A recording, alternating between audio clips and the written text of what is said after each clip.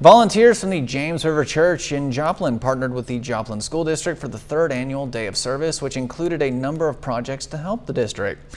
KOM's Chris Warner has more.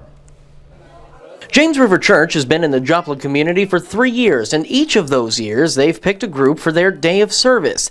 This year it was the Joplin School District with a focus on the Roy S. Wood campus at 15th and Connecticut. The way it works is we come to the district and we say, how can we help you this year? What are projects you'd like to do, but maybe it's not in your budget to do it, or maybe you just don't have the time, and we bring in volunteers and we knock out those projects for them in a single day. Superintendent Dr. Melinda Moss says she's honored James River picked them for Saturday's work. It's just a tangible way that our community is showing yet again how much they care for Joplin schools and are here to serve. And on a rainy, wet Saturday, they have had record numbers come out. Dr. Moss says it's something that will have a long-term impact when everyone gets back to class in the fall. It's a message to our students and our faculty and staff that, hey, Joplin schools, we really care and we want to make your surroundings even more pleasant, and the kids notice it and the teachers notice it, and it builds morale.